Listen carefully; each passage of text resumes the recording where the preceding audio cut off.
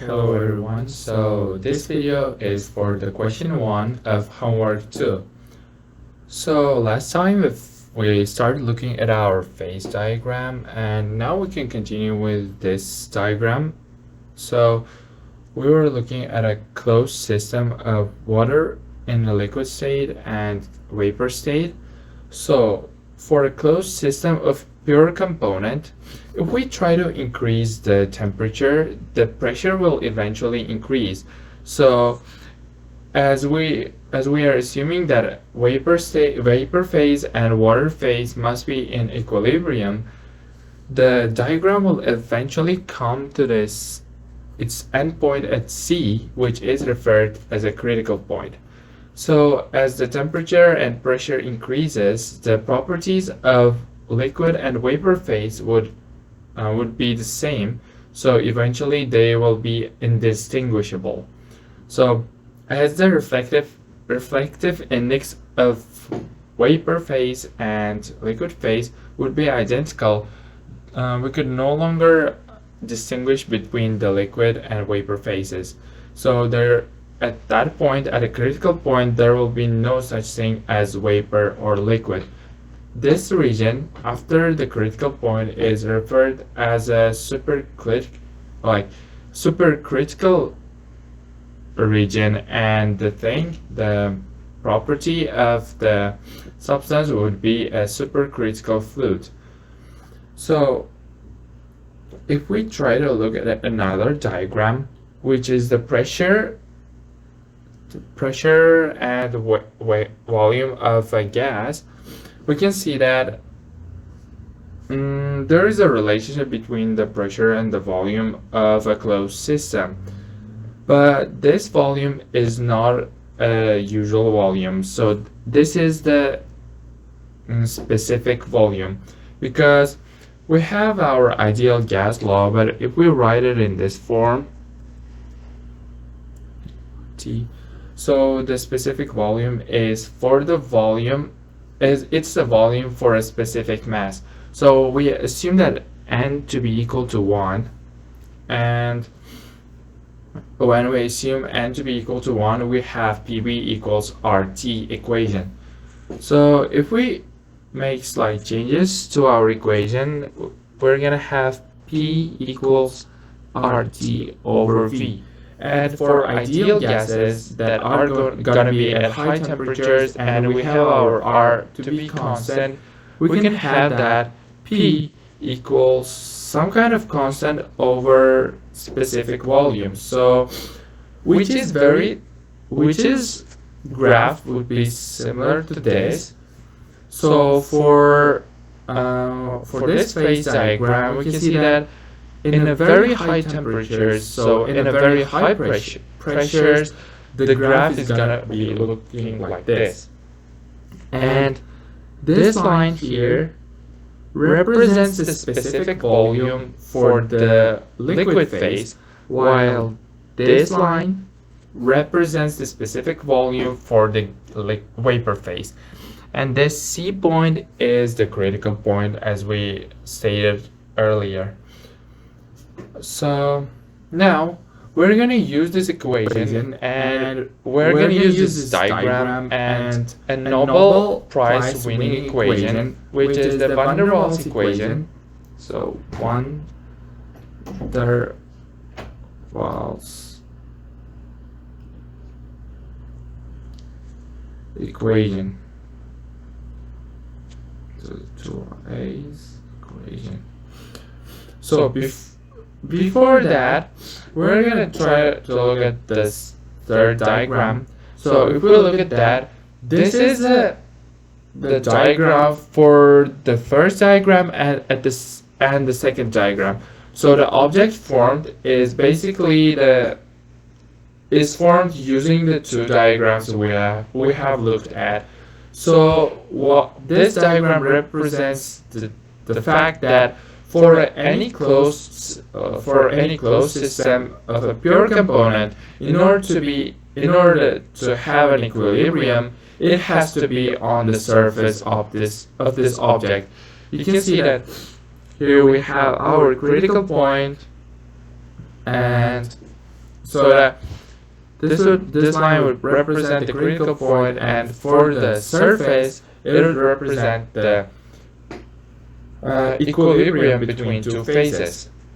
So moving back to our van der Waals equation, it is stated as P equals RT over V minus B, so which is the actual volume the atoms, the molecules gonna take, and minus A over V squared. So the van der Waals equation is also assuming the attraction between the molecules. So this is gonna be minus because as we have attraction force between the atoms, the less force will be towards the walls of the molecule. So the pressure would eventually decrease. So we're going to try to use the fact about the critical point and find the values for the A and B. They are not determined by the experimental data as it was in Antoine equation. Okay, here if we take a look at our critical point, we can see that it is the maximum point of our specific volume, right? So which means that if we take a first derivative from our equation, if we make that derivative equal to 0, we will be able to find the value for the specific volume at a critical point. And another fact we can see that for this side of a curve, we can see that it is concave up, and this side is concave down. So we can make that this would be our central point. So the second derivative of our equation would also be equal to 0. So let's just write this down. Okay, we said that our first derivative would be equal to 0. So it is B Tp over Tb. But only at the temperature of a critical point and a volume of a critical point, so a specific volume. We're going to say that we're going to take a derivative, so it's going to be negative RT over V RTC, as we said, it's going to be a critical Vc minus B squared plus 2A over V to the cubed. We're going to be V critical. So this would be our first derivative, and we're going to make that equal to 0. And we also stated our second derivative would also be equal to 0. We will just write that. It was pressure over 1 squared. And only for the temperature of a critical point and the volume of a critical point. So we're going to have 2 RTC over Vc minus B to the cubed minus 6A over Vc4. And this is also equal to 0. So if we use these both equations to find the values for B and A, we can have some relationship between them. So let's do some algebra and write down these equations in another form. So for the first equation, we're going to have RTC over B squared equals 2A over Vc squared. Oh no, Vc, right? And for the second equation, we're going to have 2RTC over Vc minus B cubed. This would be the third. Equals 6A over Vc to the fourth. So now we have our two equations. So let's do some algebra and try to divide the first equation by the second one. So from division, we can get VC minus B over 2 equals VC over 3, right? So we really simplified our equation, so from which we can get the value for B. So if we give the common denominator, so 3V3 minus 3B equals 2VC, from which we can get our B to be equal to VC over 3, right? So using the values for the knowns at a critical point, we found the value for B. So it is V critical over 3. So now we can substitute the value of B to our initial equation and define the value for A. So we know this B, and we can substitute it. We can substitute it to here. So we're gonna have something like RTC over VC minus VC over 3 squared equals 2A over VC cubed, right? So if we simplify this a bit, we're gonna have RTC over 2VC over 3 squared of 2A over VC cubed, from which we can have 9 over 4 RTC over VC squared equals 2A over VC cubed, right? And if we solve it for A, we're gonna have A equals 9 over 8 RTC VC. So this would be our value for A obtained using the values for the critical point, like the knowns for the properties of a critical point. So we use our specific volume to pressure diagram to determine the van der Waals equation.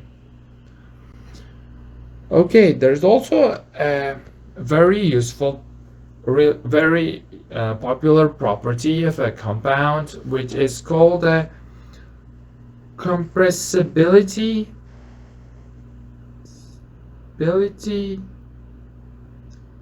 factor, which is usually defined as Z, and it is equal to PV over RT. So it's very similar to our ideal gas equation, right?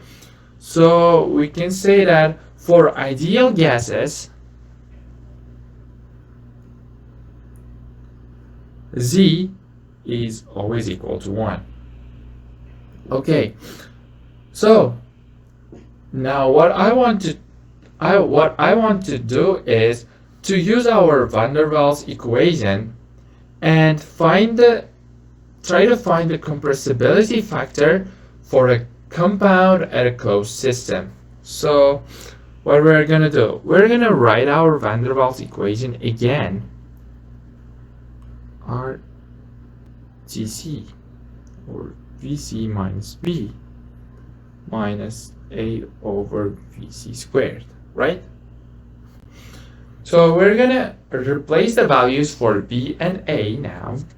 So we have BC equals RTC over VC, and our B was equal to VC over 3 minus VC over 3 minus our A was equal to 9 over 8, should be 9 over 8 VC squared, and for the top we can have RT VC.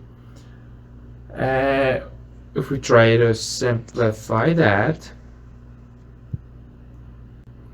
RTC would equal to 3 over 2 VC minus 9 over 8 RTC VC. So we're going to be left with just simple factor things. So if we say PC equals, if we just like factorize the RTC over VC, we'll have 3 over 2 minus 9 over 8. And if we do the algebra, we're gonna have